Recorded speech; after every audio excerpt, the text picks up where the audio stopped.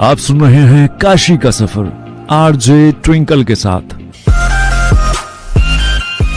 सबसे अलग है भैया मेरा, सबसे प्यारा है भैया मेरा। कौन कहता है खुशियाँ ही सब होती हैं जहाँ में, मेरे लिए तो खुशियों से भी अनमोल है मेरा प्यारा भैया।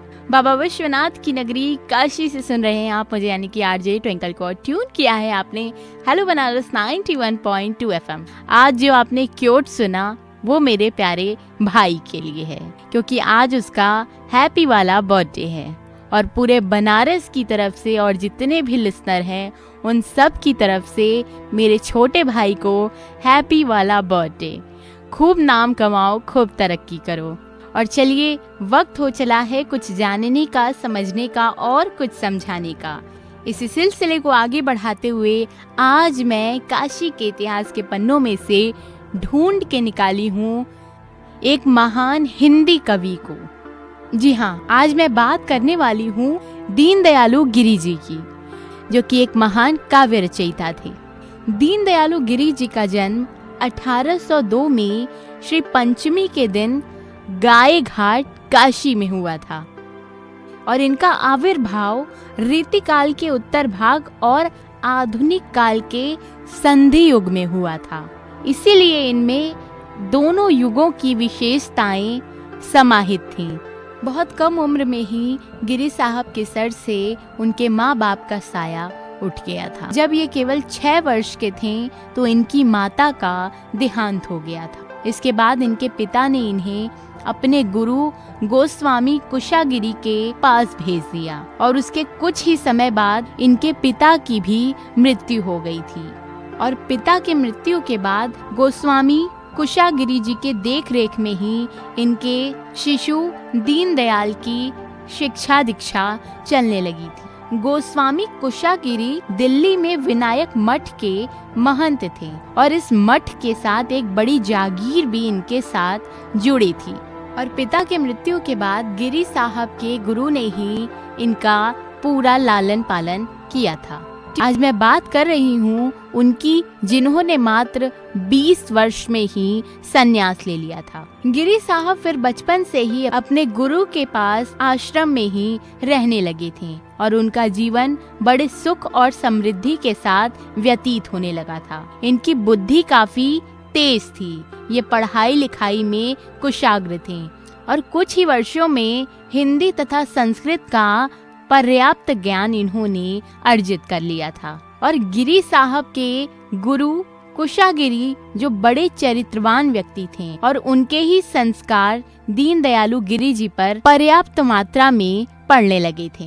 दीनदयालु जी का स्वभाव अत्यंत निर्मल था। ये उज्जवल चरित्र के परम तपस्वी तथा विद्वान व्यक्ति थे तथा ये पुत्रैषणा, धनैषणा तथा लोकैषणा तीनों प्रकार की ऐषणाओं से वे ऊपर उठ चुके थे, यानी कि उन्हें किसी भी प्रकार का लालच नहीं था।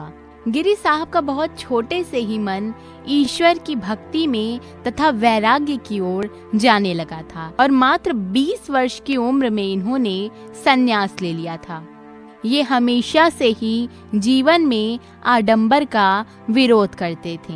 उन्हें ये बातें पसंद बिल्कुल नहीं थी और वे राजाओं तथा धनवानों के निमंत्रण को भी अस्वीकार कर देते थे। उन्हें धनवानों और राजाओं के पास जाने का बिल्कुल शौक नहीं था। गिरि साहब दशनामी सन्यासी और कृष्ण भक्त थे तथा देहली विनायक पर वे रहा करते थे। और 1833 ईस्वी में दीनदयालु के गुरु गोस्वामी कुशागिरि जी का देहांत हो गया और गोस्वामी कुशागिरि जी के देहांत के बाद मठ की संपत्ति के लिए शिष्यों में झगड़ा शुरू हो गया। पहले तो दीनदयालु जी ने उसे सुलझाने का खूब प्रयास किया। उसके बाद वे असफल होने पर सब कुछ छोड़ छाड़ कर रामेश्वर चले गए और वहां से लौटकर वे मटौली में रहने लगे थे और वे कभी कभी काशी आया और जाया किया करते थे। और अब बात करते हैं इनकी काव्य रचनाओं की। दीनदयालु जी एक प्रतिभाशाली कवि थे। इन्होंने काव्य रचना मात्र 20 वर्ष की अवस्था में ही प्रारंभ कर दी थी। उनकी शुरुआती रचनाओं में भी पर्याप्त मात्रा में लिखते थे।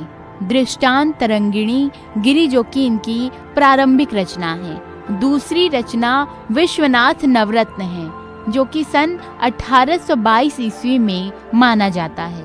ये भगवान शंकर के परम भक्त थे और ये अपनी रचनाओं में उनका गुणगान करते थे, भगवान शंकर के बारे में लिखा करते थे। अनुराग बाग की रचना गिरी जी ने 1831 में की। इसमें सुंदर कविताओं में श्री कृष्ण के प्रति अपना भक्ति भाव का चित्रण प्रदर्शित किया और वैराग्य निर्देश में कवि ने मनोहारी रूप में ऋतुओं का वर्णन किया है, जिसमें कई चित्र अंकित भी किए। आलोचकों ने सामान्यतः गिरी जी के रचनाओं को 2 भागों में विभक्त किया है। पहला श्रृंगार विषयक तथा दूसरा नीति विषयक, क्योंकि अनुराग बाग में कवि के राधा कृष्ण विषयक का चित्रण है और वहीं बाकी समस्त अन्योक्तियां प्रायः नीति विषयक हैं। और सभी ग्रंथों में गिरी जी की भाषा सरल और सहज है। अंतिम समय में वे काशी के मणिकर्णिका घाट पर ही अपना समय व्यतीत करने लगे थे और सन 1858 में मात्र 56 वर्ष की अवस्था में निर्जला एकादशी के दिन इन्होंने अपना भौतिक शरीर त्याग दिया। कभी भी जरूरत पर कोई आपका साथ दे या ना दे, लेकिन आपका भाई आपके साथ उस समय पर जरूर खड़ा रहता है। और आज मैं सेलिब्रेट कर रही हूँ अपने छोटे भाई शुभम का हैप्पी वाला बर्थडे। ये बात बिल्कुल सत्य है कि आपका कोई साथ दे या ना दे, लेकिन आपका भाई आपके जरूरत पर हमेशा आपके साथ रहता है। काशी के सफर में मैं आपको बताती हूँ काशी के विभूतियों के बारे में। अगर आपके पास भी कोई कहानी है, कोई तथ्य है, तो उसे मुझ तक पहुँचाइए। आप मुझे सर्च कर सकते हैं फेसबुक, इंस्टाग्राम पर RJ ट्विंकल के नाम से।